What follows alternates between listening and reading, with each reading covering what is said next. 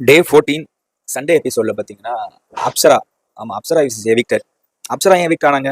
அப்சராக்கு வந்து பார்த்தீங்கன்னா நம்ம அரோரா சிங் மாதிரி 18+ கண்டென்ட் கொடுக்க தெரியல. அவங்களுக்கு உள்ளர பாய் ஃப்ரெண்ட்ஸ் யாரும் அமையல. அப்புறம் பார்த்தீங்கன்னா அவங்க திவாகர் கிடையாது இல்லை. திவாகர் தான் இப்போ நம்ம இந்த ரொம்ப பிடிக்கும். அவங்க மாதிரியான கண்டென்ட், ஒரு மாதிரி கிறுக்குத்தனமான விஷயங்களை பண்றவங்க தான் மக்களுக்கு ரொம்ப தூக்கி வச்சு கொண்டாடுவாங்க. அரோரா சிங்கை வந்து 18+ கண்டென்ட் பார்ப்பாங்க. பட் அப்சரா வந்து யாருங்க?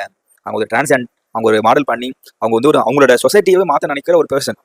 அப்படிப்பட்ட பர்சன்ஸ்லாம் வந்து வீட்டில் சேர்த்துக்காம வெளியே அமிச்சா என்ன நடக்குங்கிறத பார்த்துருக்கோம். பட் ஆனால் வீட்டில் அக்செப்ட் பண்ணிக்கிட்டு அவங்க சப்போர்ட் பண்ணாங்கன்னா எப்படிலாம் இருக்குங்கிறத பார்க்க யார் விரும்புவா சொல்லுங்களேன்? யாருமே விரும்பலையே.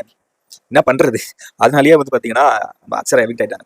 அக்ஷரா வந்து பார்த்தீங்கன்னா சீசன் 5ல நம்ம சிவின்னு ஒருத்தன் வந்திருப்பாங்க. அவங்கள மாதிரி சண்டை போட்டுக்கிட்டோ எல்லாரும் கூட வந்து ஒரு 18+ கண்டென்ட் கொடுத்துக்கிட்டோ உள்ளார வந்து ஒரு பாய் ஃப்ரெண்ட் அவங்க கதிரில் க்ரஷா வச்சு லவ் பண்ண மாதிரி இவங்க உள்ளார யாரும் ஒருத்தன் கூட ஒரு லவ் கண்டென்ட் கொடுத்துருந்தாங்கன்னா மக்கள் உள்ள வச்சிருப்பாங்க.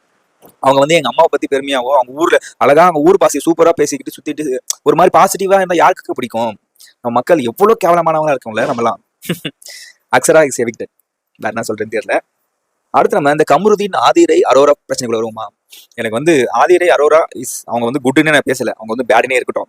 கமருதீன் குட்டா? இப்போ கமருதீன் சப்போர்ட் பண்ணி நிறைய பேர் கத்திட்டு இருக்கீங்களே, உங்களெல்லாம் ஒரே ஒன்று கேட்கறேன். இப்போ ஆதிரை வந்து அரோரா கிட்ட நம்ம கமருதீனோட பர்சனலா பேசினது தப்பு அப்படின்னா, கதை சொல்ற டாஸ்க்ல வந்து பாத்தீங்கன்னா ஸ்டோரி டாஸ்க்ல இவர் லைஃபை பத்தி சொல்ல தப்பே கிடையாது. பட் ஆனா இவர் வேற ஒரு பொண்ணு கூட இருந்தது, அந்த பொண்ணு யாருங்கிறத சீரியல் கூட நடிச்சேங்கிறத சொல்றாரு பாத்தீங்களா? தப்பு தானே.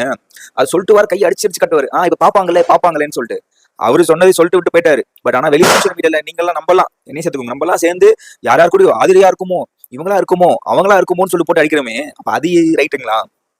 அதுக்கப்புறம் டேரக்டா மேட்டருக்குள்ள வந்து பாத்தீங்கன்னா ஆதிரை யாரோ என்ன சொல்லுங்கன்னா இவ பாக்குறவன்லாம் வந்து கல்யாணம் பண்ணிக்கிறாங்க கேட்பாங்கிறத சொல்லிருக்காங்க போல இருக்கு. ஏன்னா நம்ம பண்றது அப்படிதானே இருக்கு.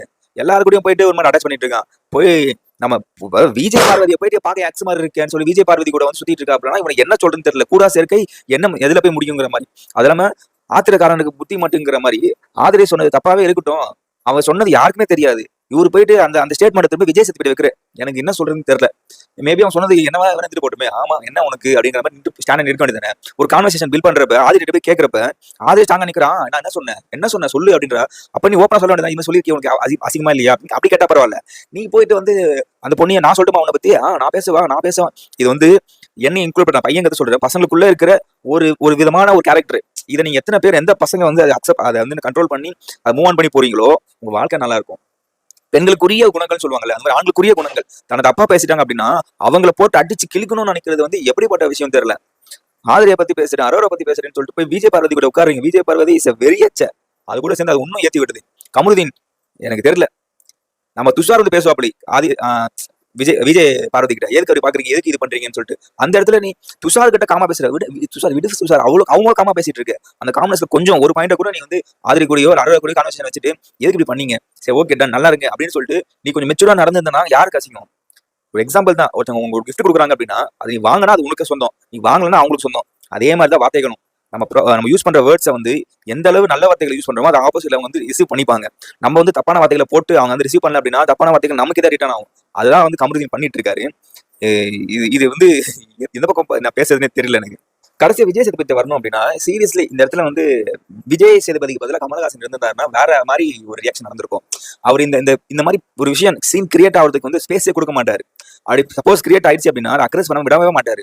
பட் ஆனா இவரு சேதுனா என்ன பண்ணாருன்னா ஒரு மாதிரி பட்டும் படாம தொட்டும் தொடாமன்னு சொல்லிட்டு ஒரு மாதிரி பேசி போயிட்டே இருக்காரு.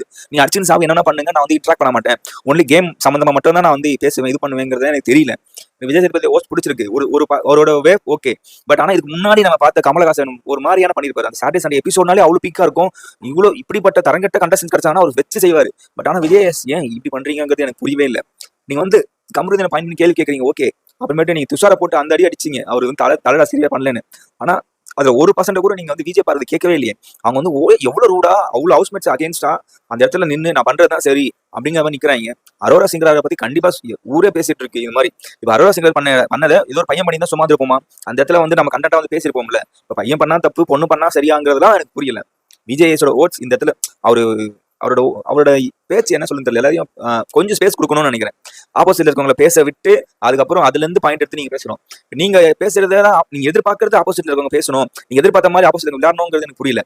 கனி வந்து அந்த டாஸ்க் அந்த விஷயத்துல வந்து பாத்தீங்கன்னா நம்ம தலை வந்து கேட்கல அப்படிங்கறது வந்து அந்த பாயிண்ட் அவர் எதிர்பார்க்கிறார். தலை ஆமா சரியா நடந்துக்கல. துஷார் வந்து அவரோட வீட்டு தலை பொறுப்பை வந்து சரியா பண்ணலங்கிறத வந்து இவர் எடுத்து வைக்கிறப்ப அதுக்கான பாயிண்ட்ஸ் சொல்லணும்னு எதிர்பார்க்கறாரு. ஆனா அந்த இடத்துல வந்து கனி பாத்தீங்கன்னா வேற ஒரு பாயிண்ட்ஸ் சொல்லி வேற மாதிரி கொண்டு போனேன்னு அது நீங்க கொண்டு போயிட்டீங்க விடுங்கன்னு சொல்லி அப்படியே ஹோல்ட் பண்ணி நீங்க சொல்ல வந்த விஷயத்தை பார்த்து பேசிட்டு போயிட்டே இருக்கீங்க. எனக்கு இது வந்து ரொம்ப டிசப்பாயிண்டடா இருக்கு. இந்த சீசன் ஒரு டிசப்பாயிண்டட், ஒரு கண்டென்ட் டிசப்பாயிண்டட்னா உள்ள நீங்க ஹோஸ்ட் பண்றீங்க. இந்த சாட்டர்டே சண்டே எபிசோடுமே டிசப்பாயிண்டடா இருக்கு.